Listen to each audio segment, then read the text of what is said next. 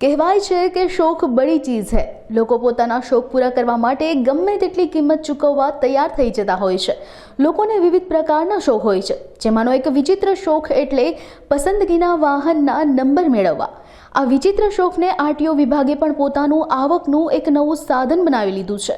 Jamnagar RTO વિભાગને એક વર્ષમાં 3 કરોડથી વધુ રકમની આવક માત્ર પસંદગીના નંબર મેળવવામાંથી થઈ છે।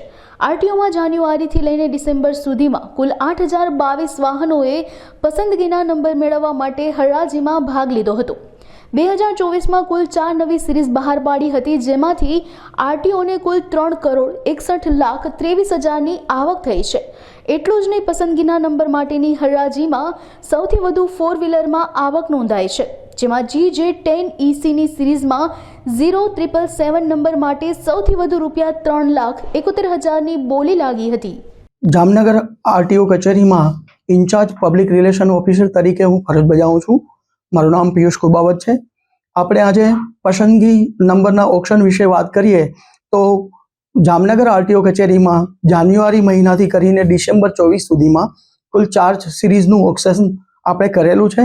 તે 4 સિરીઝ પૈકી કુલ 8022 જેટલા વાહનોમાં ઓપ્શન થયેલું છે અને એ ઓપ્શન પૈકી સરકારશ્રીને 3,61,23,000 જેવી માતબર રકમ મળેલી છે।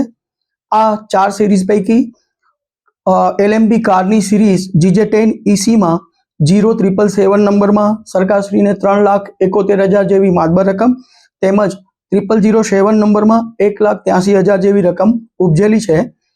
તેવી જ રીતે ટુ વ્હીલરની સિરીઝની વાત કરીએ તો GJ10ED સિરીઝની અંદર 0007 નંબરમાં 77,000 જેટલી માતબર રકમ સરકારશ્રીને મળેલી છે।